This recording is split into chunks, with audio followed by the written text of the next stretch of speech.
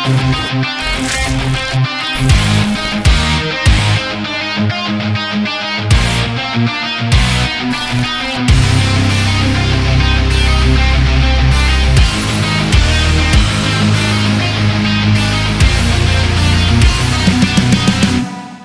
rate pas le temps de ta visitation. Chers amis du Salon de Croissance, voilà l'élément qui a été préparé pour vous être servi en cette autre édition du Salon de Croissance. Et pour vous servir comme d'habitude, vous avez déjà installé les valeureux hommes de Dieu que je ne présente plus. Le pasteur Julio, le pasteur Valérie, à qui je souhaite la bienvenue au salon. Merci beaucoup, homme de Que Dieu. le Seigneur vous bénisse pendant ces agréables moments en sa présence. Alléluia. Pasteur Valérie, veuillez nous conduire dans la prière avant que nous ne lancions l'élément du jour. Père vivant et glorieux, tu es béni pour ce moment de choix que nous avons encore à passer, pour déguster ta parole, comprendre tes principes. Nous prions que ton esprit qui a inspiré la parole nous dirige en ce moment et ouvre les cœurs de tous ceux qui regarderont cette émission au nom de Jésus-Christ. Amen. Amen. Merci et nous sommes déjà installés. Je vais commencer directement en me tournant vers le pasteur Julio. Le thème a été annoncé. Ne rate pas le temps de ta visitation. À quoi est-ce qu'on fait référence lorsqu'on parle du temps de la visitation ou de ta visitation? Comme le nom le dit, le temps de la visitation est le temps où Dieu décide de visiter une personne. C'est l'instant où Dieu choisit d'accomplir sa promesse envers l'un de ses enfants. Envers l'un de ses enfants. La dernière fois déjà, pasteur Julio, nous avons parlé du temps Kairos, nous avons parlé du temps Chronos. Le temps de la visitation, c'est lequel des deux temps? Merci, pasteur Patrick. Avant de répondre à la question, j'aimerais dire que quand vous lisez la Bible, on parle de temps de visitation, régulièrement la Bible va dire l'Éternel se souvint d'eux. L'Éternel se souvint de Noé, l'Éternel se souvint d'Abraham. Il est question ici du temps de la visitation. Donc Dieu s'engage à accomplir sa promesse envers eux. Dieu décide de se manifester en leur faveur. C'est dit clairement qu'il y a un temps où Dieu fait la promesse et le temps où il accomplit la promesse. Oui, justement, le temps d'accomplissement de la promesse, c'est le temps de la visitation. Maintenant, revenons à la question, pasteur Patrick. Merci. Et la fois passée, on parle du temps Chronos et du temps Kairos. Or, le temps de la visitation, c'est le temps Kairos. Le temps de Dieu. Le temps de la manifestation, le temps de Dieu, justement. Le temps de la visitation, le temps Kairos. Donc, le temps, lorsque nous parlons du temps de la visitation, il s'agit clairement du temps Kairos. Le temps où Dieu, le temps choisi par Dieu. Choisi par Dieu. Le temps où Dieu décide de se révéler, se manifester, intervenir dans une situation. C'est le temps Kairos. C'est ça le temps Kairos. Pasteur Valérie, puisque nous sommes en train de parler du temps de la visitation, comment savoir que c'est votre saison ou votre temps de visitation? Pasteur Patrick, le Seigneur, je commencerai par dire que le Seigneur Jésus a fait un reproche aux scribes et aux pharisiens en leur disant: vous savez regarder le ciel et discerner s'il va pleuvoir, s'il va faire chaud, et c'est évidemment ce qui arrive. Mais malheur à vous, parce que vous êtes hypocrite, vous n'arrivez pas à lire les signes des temps. Ça veut dire que le temps de Dieu a aussi des signes qui l'accompagnent et qui nous permettent de discerner clairement, parce que Dieu, dans son amour pour nous, ne voudrait pas justement que la tragédie de ce que notre thème annonce, de ce que notre thème veut prévenir nous arrive, de rater le temps de notre visitation. Il y a des signes par lesquels Dieu nous permet de comprendre que nous sommes dans une saison favorable. La première chose que je vais énoncer, c'est l'accomplissement rapide des prophéties. Quand Dieu vous a dit que quelque chose va arriver et que des prophéties parallèles liées à cette prophétie commencent subitement à s'accomplir, vous devez déjà savoir que bientôt Dieu va faire exactement telle chose. C'est facile en observant comment est-ce que la main de Dieu agit dans votre vie de savoir que nous sommes en train d'aller vers telle chose. La deuxième, ce sont les opportunités. Vous savez, les opportunités ne se présentent pas tout le temps de la même manière. Et beaucoup parmi nous ne savent pas saisir exactement les opportunités qui se présentent. Souvent, les gens passent tellement le temps à réfléchir, à méditer sur un point que l'opportunité passe et elle ne reviendra plus jamais. Donc, pour ceux qui nous regardent, en ce qui concerne le travail, en ce qui concerne le mariage, en ce qui concerne même votre vie familiale, vos études, il y a des portes qui, quand elles s'ouvrent, vous comprenez que ici Dieu est favorable, il faut que je puisse. Et avant que vous ne continuiez, Pasteur Valérie, pendant que vous parlez, je prends l'exemple de Bartimée qui a il est assis à son poste où habituellement il a l'habitude de mendier. Il a entendu que Jésus passait. Il a compris que c'était son temps de visitation. C'était son temps de visitation. Et s'il ratait, la Bible nous révèle que Jésus n'est plus repassé par ce chemin. Il passerait sa vie à Il y a eu plusieurs passages de Jésus sur la même route. Mais cette fois-là, Bartimée a saisi l'opportunité. Maintenant, il y a le cas même des jeunes filles. Parfois, il y a une saison de la vie, vous allez voir une jeune fille a subitement beaucoup de prétendants. Beaucoup de gens arrivent et lui demandent la main. Et souvent, les gens ne sont même pas vigilants par rapport à ces choses. Parfois, d'autres blagues même, se moquent même des personnes qui sont en train de venir, alors qu'elles sont dans une saison favorable. Et si elles ratent cette saison, elles risquent de souffrir énormément. L'autre chose, c'est les connexions.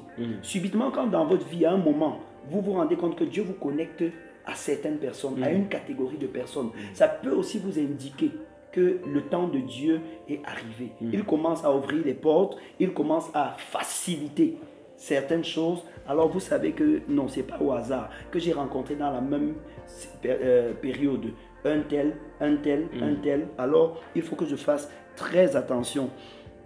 Il y a aussi le fardeau que vous avez dans le cœur pendant une période.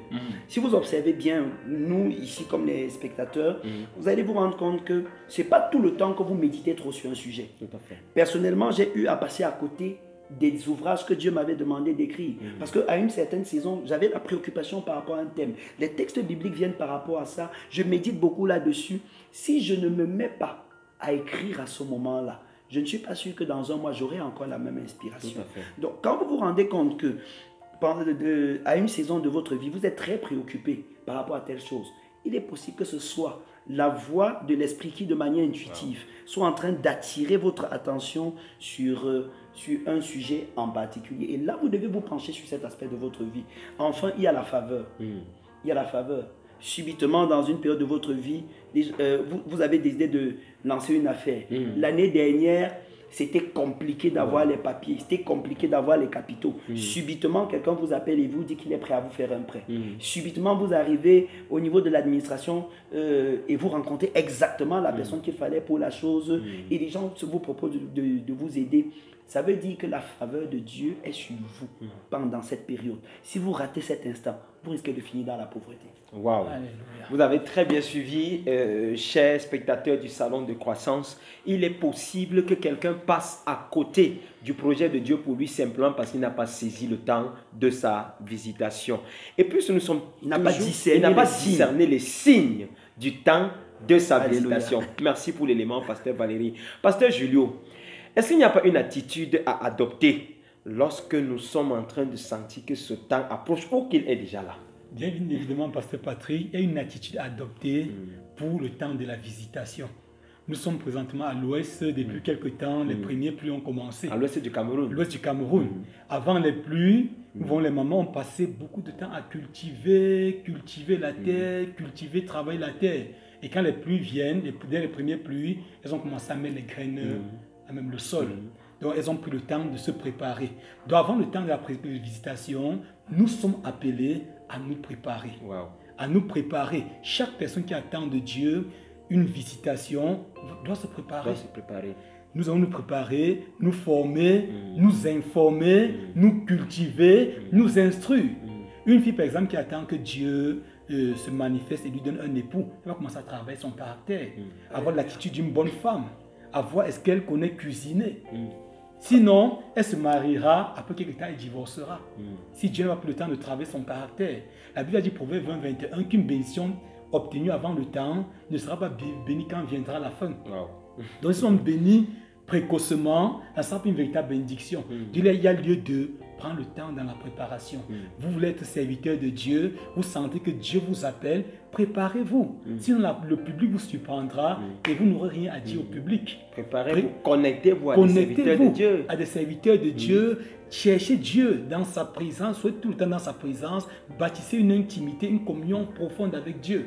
Lisez la parole de Dieu, lisez des livres chrétiens, informez-vous, faites des séminaires sur le leadership, parce que vous allez diriger des hommes. Or, si vous ne faites pas ces éléments-là, quand Dieu vous visitera, vous n'aurez rien à dire. Vous serez surpris et personne ne vous suivra. Jésus, qui est le Fils de Dieu, a pris 30 ans dans l'ombre pour se préparer. nous voyons tout le temps Jésus citer les Écritures que David a dit. C'est-à-dire que pendant 30 ans, Jésus a passé le temps à lire. Et à tout moment dans sa vie, on voit tout en train de faire les références sur les Écritures. Il est écrit, n'est-il pas écrit dans le livre des Psaumes, n'est-il pas écrit dans le livre d'Ésaïe, et que Jésus a pris 30 ans de préparation. Oh bien-aimés qui nous écoutez, si vous attendez la manifestation, le temps de Dieu, prenez le temps de vous cultiver, de vous informer, de vous former. Prenez le temps de bâtir votre caractère, de chercher Dieu dans une intimité, dans une communion profonde. Sinon, la bénédiction vous surprendra. Si vous ne vous préparez pas, la bénédiction vous surprendra. Pasteur Valérie, c'est tellement enrichissant ce que vous êtes en train de dire pour l'instruction, l'édification de nos bien-aimés qui nous reçoivent. Est-ce qu'il est possible, Pasteur Valérie, de passer à côté du temps de sa visitation? Il est très possible, Pasteur Patrick. Et je vais donner quelques éléments avec des références bibliques pour que ceux qui nous suivent puissent véritablement tirer des leçons en ce qui concerne leur manière de vivre leur quotidien. Tout à l'heure, le pasteur Julio parlait de la préparation. Et je vais dire que beaucoup ratent leur temps de visitation à cause de l'impréparation. Je permettez que je commence par là. Regardez, le peuple d'Israël devait aller à Canaan. Et Dieu leur avait promis cela très longtemps, avant même qu'ils n'aillent en esclavage. Ils font 430 ans d'esclavage, mais le jour où ils arrivent en terre promise, ils ne sont pas préparés à rencontrer les fils d'Anak. C'est la raison pour laquelle ils sont surpris. Ils ont passé tout le chemin à murmurer, à se plaindre de ceci. Dès qu'il y avait un problème à Mara, ils se sont plaints de l'eau, ils se sont plaints de la nourriture. Et quand on arrive justement en terre promise, eux, ils ne sont pas prêts. Et puis, Pasteur Valérie, quand on lit le livre de l'entrée après la délivrance de l'Égypte, et puis que Dieu les a menés par le chemin du désert pour bâtir, pour les former. Mais au lieu de se former, ils ont passé le temps à murmurer. Au lieu de passer le temps de formation que Dieu leur a accordé, ils étaient dans les murmures. Et donc, s'il y a quelqu'un qui est en train de nous suivre en ce moment, il se trouve que les difficultés sont une préparation prophétique de l'appel dans laquelle, de la destinée dans laquelle Dieu est en train d'amener cette personne qui est en train de nous écouter. Et nous prions que cette personne, au lieu de murmurer, se plaindre, trouver les coupables à ses problèmes, chercher les boucs émissaires, puisse laisser Dieu bâtir son caractère. Ça veut dire concrètement que le chemin de la gloire de quelqu'un peut être le désert. Alléluia. Donc, il y a les préparations. Ils n'ont pas pu avoir la foi face au fils d'Anak parce que dans les moments où Dieu les préparait, quand il y a eu des difficultés, au lieu de bâtir, déguiser leur foi, ils étaient complètement à autre chose. Deuxièmement, il y a la distraction. Il y a des gens qui sont tellement distraits. Pasteur Patrick, avérez-vous que beaucoup de gens savent bien ce à quoi Dieu les appelle, mais ils passent le temps à faire autre chose. Il y a des gens en ce moment qui savent clairement que Dieu les a appelés au ministère, mais ce qu'ils sont en train de faire en ce moment n'a absolument rien à faire avec le ministère. Ils préfèrent gérer les quotidiens au lieu de regarder à la vision que Dieu est en train de leur accorder. Et il se trouve que quand le temps de la visitation arrivera, ils seront totalement distraits. Beaucoup de personnes souvent se retrouvent dans des emplois ou bien dans des relations coupables. Beaucoup de jeunes filles aujourd'hui sont célibataires, pas parce que c'est la volonté de Dieu, mais parce que quand le temps de la visitation arrivait, elles étaient dans une relation coupable avec un frère de l'église. Et elles n'ont pas pu voir quel est l'homme, quel est le Adam que Dieu avait préparé, pour elles. D'autres sont dans des emplois parce que ça leur apporte quelques maigres sous, alors que Dieu aurait souhaité qu'ils démissionnent et qu'ils reçoivent directement ce qu'il est en train de préparer pour eux. Donc ça c'est pour ce qui concerne la distraction. Le troisième élément que je vais citer, c'est le sommeil spirituel. C'est comme l'apôtre Paul dit dans Ephésiens 4, réveille-toi, toi qui dors d'entre les morts. Donc tu n'es pas mort, tu as reçu le Seigneur Jésus, mais au milieu des païens, tu es en train de dormir, tu es en train de te conformer à eux, tu souffres les mêmes choses qu'eux, et tu n'entretiens plus ta vie spirituelle. L'année où le Seigneur Jésus est arrivé, les scribes et les pharisiens l'attendaient depuis très longtemps. On a transporté le bébé au temple pour la circoncision le 8e jour. Il n'y a que 2 personnes qui ont discerné qui ont compris qu'ils étaient dans le temps de la visitation. C'est Simeon et Anne. Pourquoi? La Bible nous dit que c'était des personnes qui s'étaient consacrées à la prière. Ils étaient spirituellement éveillés. Dans le même temps, les scribes interprétaient la parole pour Hérode. Ils interprétaient la parole. Ils savaient de bons exégètes que non, vraiment, l'enfant va arriver de telle manière. Mais l'enfant est venu à traverser dans leur main et est parti. Et parce qu'ils étaient totalement distraits. Ils étaient distraits et endormis. Et donc, le sommeil spirituel est l'une des choses qui amène les gens à dormir, même au moment où Dieu vient, où Dieu est en train de leur remettre ce qu'ils attendaient depuis longtemps. J'ai entendu une jeune fille me dire, vraiment mon frère, c'est compliqué parce que j'ai l'impression que Dieu est en train de me donner ce que je lui demande depuis longtemps, mais ça me glisse entre les doigts. Et tout ça, c'est lié au sommeil spirituel. Si vous êtes en train de dormir en ce moment, je vous prie de bien vouloir vous éveiller. Pasteur Valérie, si vous permettez, j'aimerais qu'on revisite un peu votre exemple que je trouve tellement pertinent. Dieu a annoncé depuis des siècles, par les prophètes, qu'un fils viendra. Il a précisé dans quelle cité est-ce qu'il viendra. On a des scribes qui sont spécialisés pour interpréter la loi. On a des pharisiens, on a des docteurs qui sont doués dans l'art d'interpréter la parole. Ils connaissent même la ville. Ils ont tous les signes. Mais au moment où l'enfant est déjà présent, c'est de l'Orient qu'on vient leur dire qu'on a vu l'étoile d'un enfant briller. Et certainement, voilà ce qui arrive à plusieurs. Dieu leur a fait des promesses et au moment de la réalisation, ils sont occupés à autre chose. Et Pasteur Patrick, permettez que j'emprunte votre expression, ils ont vu l'étoile. Donc, il y a des personnes qui sont en train de dormir pendant que d'autres voient leur étoile. Pendant qu'ils sont en train de sommeiller leur vie de prière, ils ne prient plus. Ça, c'est le moment où Dieu veut leur donner des instructions divines, où Dieu veut leur parler dans les songes, où Dieu veut leur donner des visions, où Dieu veut leur donner des rémas pendant qu'ils lisent la parole. Mais ils sont complètement dans le sommeil, distrait en ce qui concerne la pensée de Dieu. Le dernier élément que je vais citer, permettez, c'est la précipitation. C'est la précipitation. C'est que beaucoup savent, voici, Dieu veut faire ceci, mais il se précipite. Moïse, quand vous regardez bien l'histoire de cet homme, vous vous rendez compte qu'il avait en lui déjà les gemmes d'un libérateur d'Israël avant l'âge de 40 ans. C'est pourquoi il pouvait déjà visiter ses frères, il pouvait aller les voir faire un certain nombre de travaux. Mais Moïse n'est pas arrivé au moment où Dieu voulait. Il est venu 10 ans avant, il s'est précipité. Et qu'est-ce qui s'est passé? Il s'est retrouvé dans le désert. Il a dû prolonger le projet de Dieu de près d'une trentaine d'années. Parce que Dieu avait dit à Abraham 400 ans. Ils ont fait 430. Ça veut dire qu'ils ont eu 30 années supplémentaires. Pourquoi? À cause de la précipitation d'une personne. Et peut-être un autre élément que j'ai oublié de mentionner, si vous permettez. Allez-y, Pasteur Valérie. C'est la chair. La Bible nous dit que le peuple d'Israël, si je reviens encore à cet exemple, quand Moïse a tué l'Égyptien, qu'est-ce qui s'est passé quelques jours après? La Bible nous dit que 2 Israélites bagarraient entre eux. Ça veut dire qu'au lieu d'être unis pour chercher la face de Dieu, parce que le plan de Dieu parvenait à son accomplissement, les deux étaient dans les œuvres de la chair. Les querelles, les disputes sont des éléments qui à un moment peuvent vous faire passer complètement à côté du projet de la chair. Relisez Galates 5, versets 19 à 21, où les œuvres de la chair sont présentées. Et vous vous rendrez compte que si vous laissez ces choses se tapir dans votre vie, ne vous dérangez pas. Dieu risquera de passer sur votre tête et de qualifier quelqu'un d'autre pour ce pourquoi il vous avait appelé. Il vous avait appelé. Non, merci. Waouh, vous l'avez si bien compris. Vous pouvez passer à côté de votre temps de visitation simplement parce que vous vous êtes laissé emporter par la chair, simplement parce que vous êtes sorti avant l'heure. Parce qu'une personne qui sort avant l'heure risque d'être frustrée par les résultats qu'elle aura. Pasteur Julio, puisque le pasteur Valérie nous dit qu'il est possible de rater son temps de visitation, à quoi s'expose-t-on lorsqu'on a raté son temps de visitation? Merci, pasteur Patrick. Quand on rate le temps de sa visitation, on s'expose à la confusion totale. À une première c'est la confusion.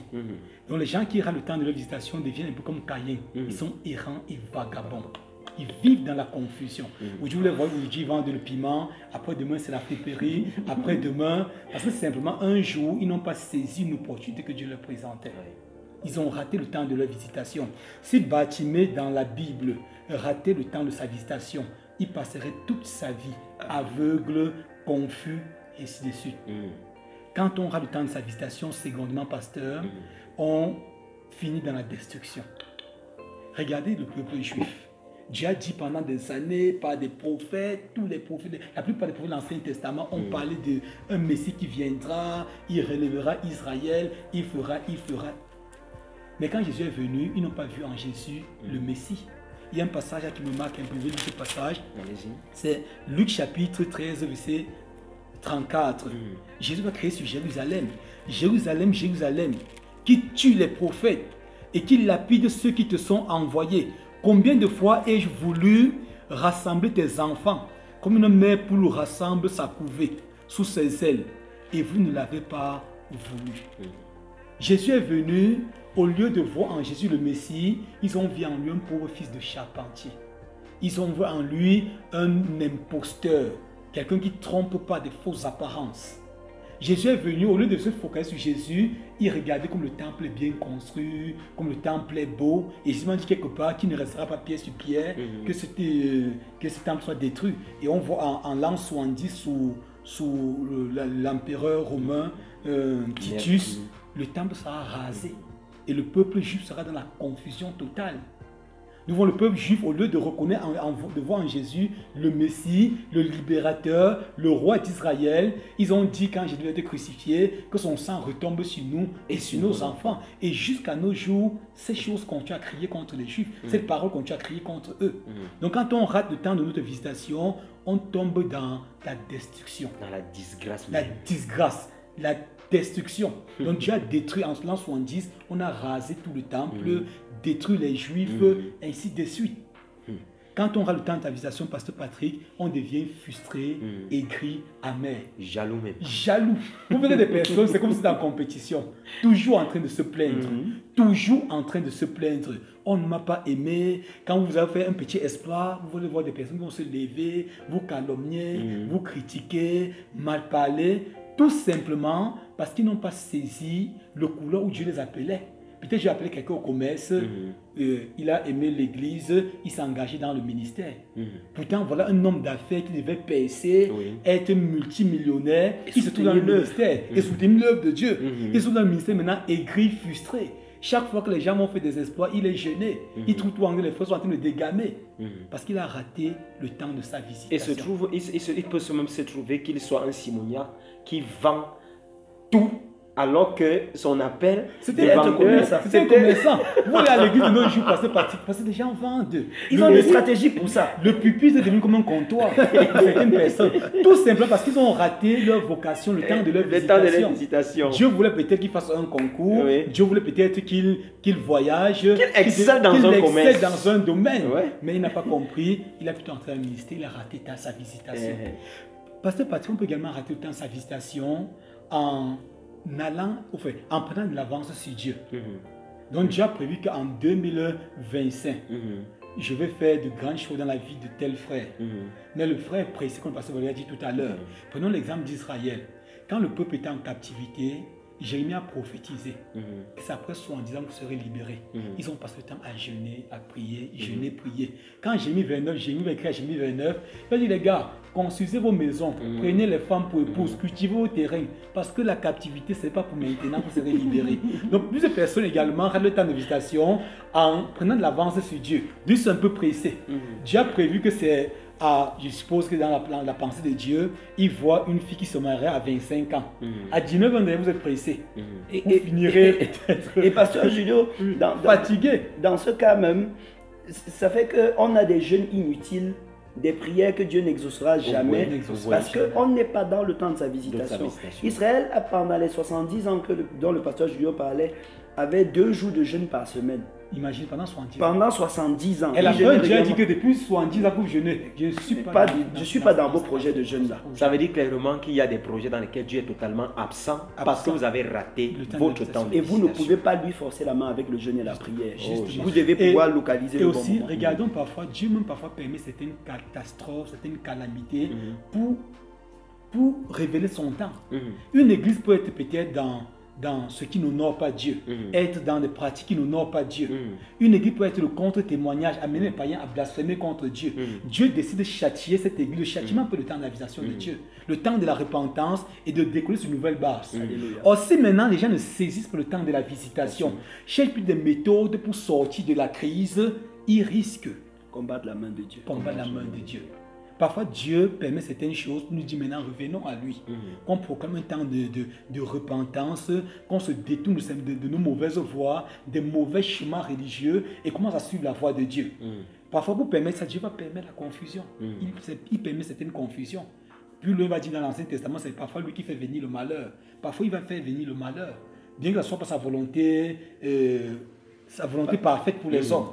Mais parfois, il permet que le malheur vienne nous enseigner, nous interpeller. Mais si on ne comprend pas, on peut encore rater l'invitation de Dieu en courant dans les couloirs, soyez par nous-mêmes. Waouh, merveilleux. Merci, Pasteur Julio. Bien-aimé, toi qui nous regardes, toi qui nous écoutes, ne rate pas le temps de ta visitation. Dieu a certainement un projet pour toi. Dieu a un plan merveilleux à accomplir en toi, pour toi et au travers de toi. Il y a un moment, il y a un temps marqué, comme les serviteurs de Dieu vous ont dit, où Dieu se souviendra de toi et il accomplira ce qu'il a dit. Mais avant ce moment, prépare-toi, renforce ta communion avec le Seigneur, connecte-toi à des personnes qui vont t'aider à réaliser ce pourquoi le Seigneur t'a destiné. Ne cède pas à la distraction. Ne cède pas aux appétits de la chair. Ne cède pas à la paresse, parce que la paresse est par Dieu punie. Ne rate pas le temps de ta visitation. Dieu a, à l'endroit d'une personne, annoncé quelque chose qu'il fera. Dieu ne t'a pas oublié. Il viendra au temps marqué comme il a fait avec Abraham. Il viendra au temps marqué comme il a fait avec Noé. Il viendra au temps marqué comme il a fait avec les enfants d'Israël. Et il se souviendra certainement de toi. Mais avant que ce temps n'arrive, ne t'éloigne pas du Seigneur. Reste connecté. Si tu restes connecté, tu finiras dans la gloire et non dans la disgrâce. Ne sois pas comme Géhazi qui a fini avec un manteau de lépreux alors que l'Éternel le destinait à un manteau prophétique. Bien-aimé, une fois de plus, ne rate pas le temps de ta visitation. Cette saison, peut-être c'est ta saison, saisis-la. Chers hommes de Dieu, nous voulons rendre grâce à Dieu pour cet élément de plus pour l'affermissement et l'édification de son peuple. Que Dieu vous bénisse richement. Que Dieu vous bénisse, vous aussi, peuple de Dieu. Restez bénis en Jésus-Christ. Amen. Amen.